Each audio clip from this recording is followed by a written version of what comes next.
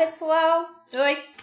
Eu e a Anne, a gente estava aqui conversando, né, sobre assuntos de tradução literária. A gente mexe muito com isso, né? Fazendo música e tal, muita pesquisa, a gente tem que mexer com isso. A gente pensou que isso daria um vídeo legal.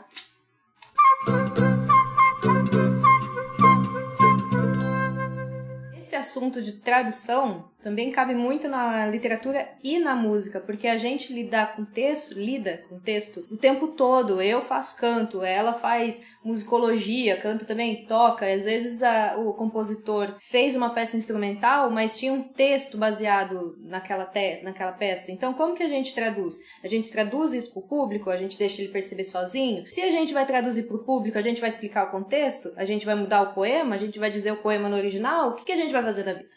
Acho que toda essa discussão sobre tradução, seja literária, musical, enfim, a gente sempre tem que fazer perguntas, né? Isso. Pra quem que a gente vai traduzir? Qual que vai ser o nosso objetivo com essa tradução? A gente quer ser fiel ao texto ou ao conteúdo? Ao contexto? À rima? Sim. À métrica? O que a gente quer com isso, né? Tanto quando o pessoal da tradução literária tem que se perguntar isso, acho que na música também a gente se pergunta isso na hora que a gente vai tocar. Com música que tenha texto e com música que não tenha texto também, não é? Acho que música que não tem texto fica ainda um pouco mais assim. Eu não sei se eu sou um pouquinho mais livre ou não tão livre, porque quando eu vou cantar alguma coisa que não está em português, eu tenho que traduzir porque eu vou falar. Uhum. Então a pessoa tem que entender o que eu estou cantando, mesmo que seja em alemão, em italiano, e o público que está ali não é fluente. Mas aí eu vou fazer o poema inteiro ou eu vou contar o contexto? E aí eu acho que isso na música instrumental acho que fica um pouco mais livre. Mas também são outras decisões que você tem que fazer, tanto quanto. Se mudou a luz um pouquinho e estranhou um pouquinho, é porque vai cair super chuva. Vai cair assim, é o segundo dilúvio e Noé está passando pela nossa porta, então a gente não tem muito o que fazer, todos sobreviveremos, né?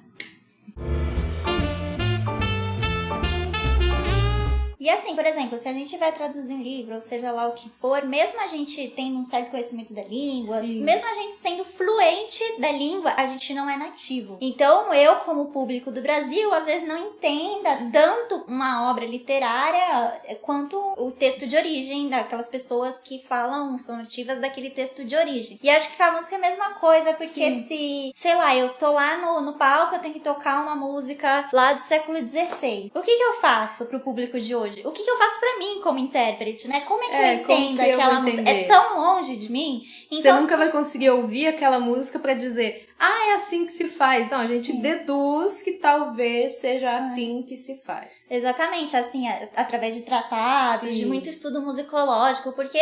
Óbvio, né? Não tinha gravação daquela época do século XVI. Então, a gente não sabia exatamente como aquilo soava. A gente sabe que os instrumentos eram diferentes? Sabe. Sim. Hoje em dia tem luthier que fazem aqueles instrumentos antigos? Sim, né? Através dos tratados e tal, se chega a um consenso. Mas mesmo assim, a gente nunca vai ter 100% de certeza se o que a gente tá fazendo tá perto da época. E outra pergunta, mas será que a interpretação que a gente quer dar tem que ser igual da época. Exato. O que a gente faz? Pode não ser. É como se fosse uma releitura também, né? E aí tem várias coisas que a gente tem que pensar, como fraseado, que assim, estar escrito na partitura não significa que é tocado metricamente correto. Aí você tem que estudar como eles faziam tal fraseado na época. Aí você vai lá nos tratados e ele fala, olha, a cocheia a gente tocava um pouquinho pontuado, desse jeito.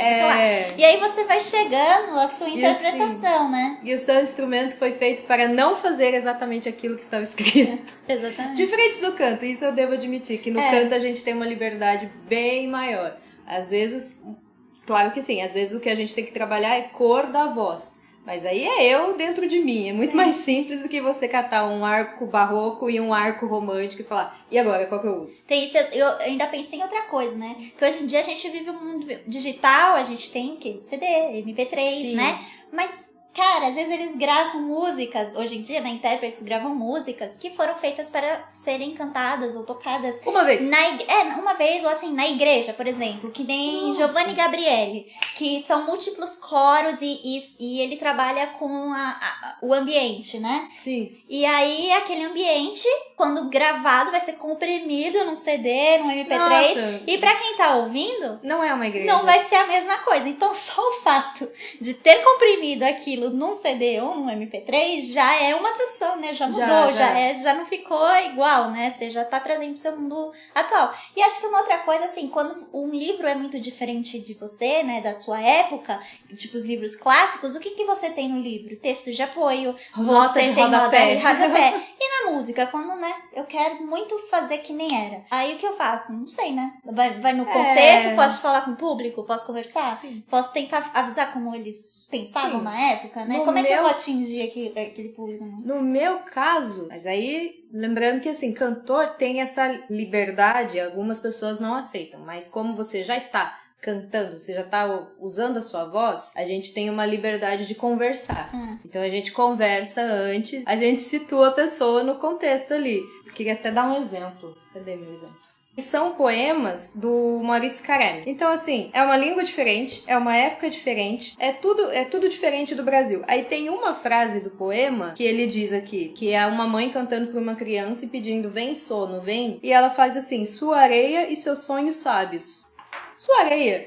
Sua areia. Que raio é isso? Eu não sei. Sua areia. Aí uma pessoa interpretou que poderia ser aqueles saquinhos de areia que a gente põe no... Faz parte da cultura, na cultura, né? Ah, pra dormir. O que eu achei foi o Sandman, que é o monstro que vem quando a gente dorme e tira os nossos olhos com a areia. Pode ser. Será que é isso? Tipo, bicho-papão vai te pegar. Então como que eu vou traduzir isso pro público? Eu vou colocar o bicho-papão? Vou colocar a cuca? Aí é a sua interpretação, né? Aí eu tenho que decidir. Da interpretação da Anne, né? A tradução que a Anne resolveu fazer daquela música. Isso. Eu acho que mesmo música atual, assim, o compositor escreveu, você não vai tocar igual ao que aquele compositor estava imaginando. Você, como intérprete, já faz uma releitura. Você pega a partitura, você já tá fazendo uma releitura. Sim. A não ser, o compositor, se ele faz muita questão que seja muito igual ao que ele escreveu, ele coloca muita anotação, né, na partitura, muita. Oswaldo Lacerda fazia isso. E se você quiser muito, às vezes o compositor estando vivo, você ainda consegue ir lá, né, conversar com ele. Mas aí, Anne, será que mesmo a gente escolhendo tudo isso, a gente pesquisou, a gente viu os fraseados que a gente quer fazer, as ornamentações, você viu as suas articulações, as suas sua fonética, fez tudo, chegou lá, conversou com o público. Expliquei Será tudo. que eles vão receber isso exatamente do jeito que você pensou?